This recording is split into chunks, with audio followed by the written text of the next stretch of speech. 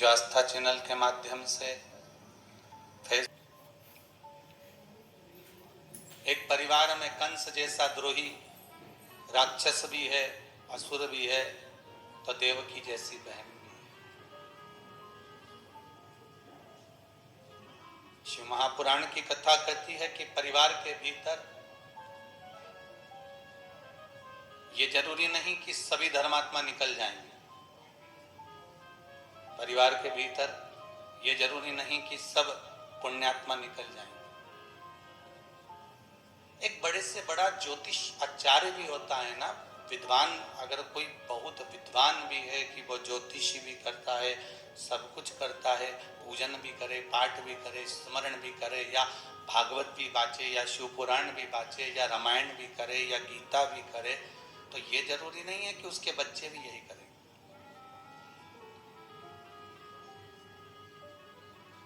ये परमात्मा के द्वारा दिया हुआ कुछ गिफ्ट होता है।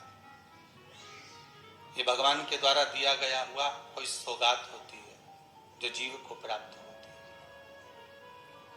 और जीव उस सौगात को जब प्राप्त कर लेता है, जीव जब उसको प्राप्त कर लेता है, तो उसको प्राप्त करने के बाद उसमें अहमता का भाव नहीं आना चाहिए।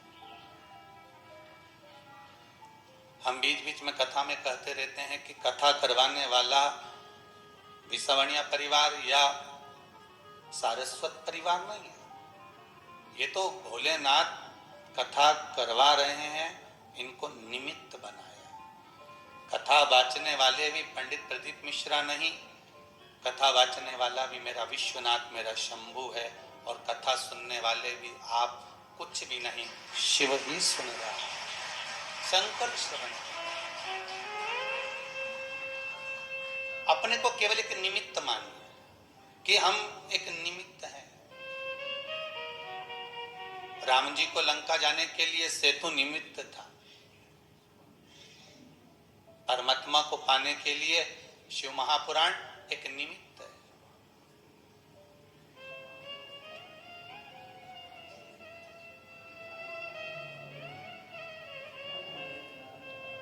और जब अपने आप को अपन निमित्त मानने लगेंगे कि केवल एक निमित्त, दूसरा और कुछ भी नहीं, तेरा ही दिया मैंने खाया पिया है, तेरा शुक्रिया है, तेरा शुक्रिया है। मुझे भोले बाबा ने बहुत दे दिया है, तेरा शुक्रिया है, तेरा शुक्रिया है। ये जो कुछ भी दिया, प्रथम सुख निरोगी काया, द्वितीय सुख घर में माया, ये दूसरा सुख है। सबसे पहला सुख है निरोगी काया। अगर काया ठीक है ना, तो धन का भोग भी कर सकोगे। जो कमाया और वो अपने ऊपर ही भोग ना कर पाओ तो क्या मतलब, खूब सारा कमा कमा कर रख लिया और मालूम पड़े शुगर हो गई, दुनिया के लोग लड्डू खा रहे और तुम उनका मुंडा देख रहे, तो क्या मतलब कैसे।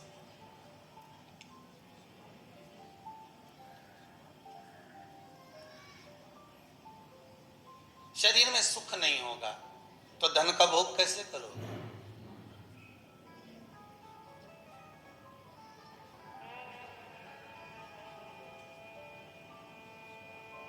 वो वाली बात याद कर लो, वो एक गाना है ना, क्या करोगे तुम आखिर,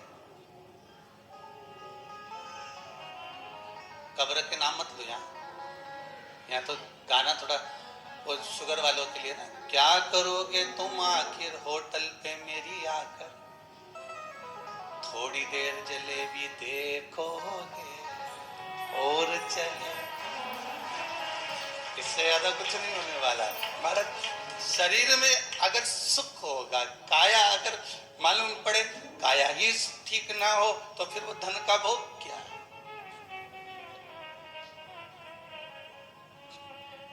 फिर वो भोग कैसा है।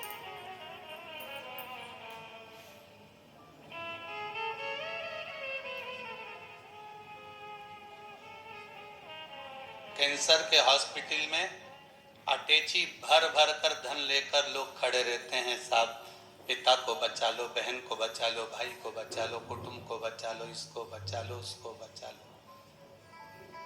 धन की मूलता नहीं रही साहब। अभी कोरोना महामारी में आपने देखा होगा, लोगों के पास धन बहुत था पर हॉस्पिटल में पलंग नहीं था। बोलो सही है कि गलत है?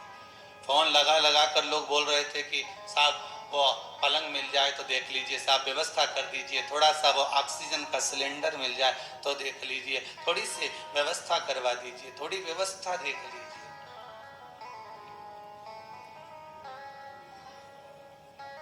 अब तुम एक काम करते, 500 की नोट की गड्डी को ऐसा फैला के उसको हवा करते रहते, ले ऑक्सीजन जाती।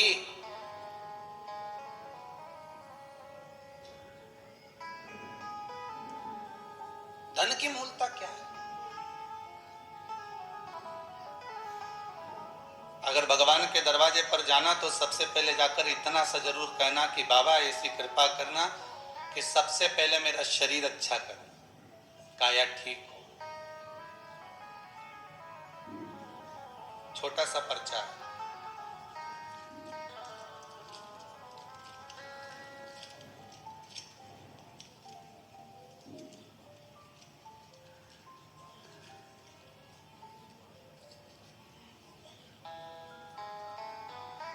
काशी से कोई आई हुई है, रेशम जी। कहाँ बैठी है? हाथ उठाइए। रेशम जी काशी से। आप ही आए? उन्होंने लिखा है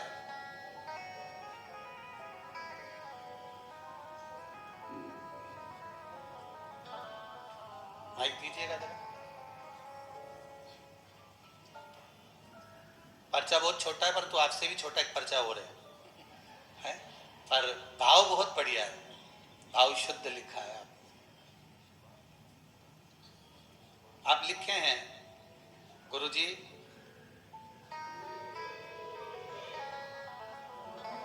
एक तारीख को आई थी। कौन सी एक को?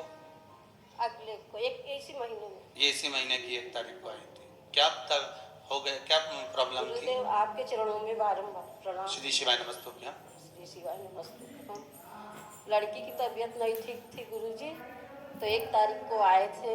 जाने का टिकट मेरा 4 का था, लेकिन मेरे भतीजा का इतना तबीयत खराब था कि अस्पताल में उसका जो है जवाब हो गया था। दो मेरे पास केस थे, लेकिन दोनों अच्छे हो गए। अब वापिस ठीक हो गए? हाँ गुरुदेव, आपका उपाय किया और आपका ही सुमिरन किया गुरुदेव। ऐसे ही मेरे बच्चों पर, परिवार पर कृपा बनाए रखें। बैठिए बैठिए। बहुत, अब तो ठीक हो गए ना, बस बाबा की कृपा हो गई। ये भाव आपका निर्मल। प्रथम सुख है निरोगी काया।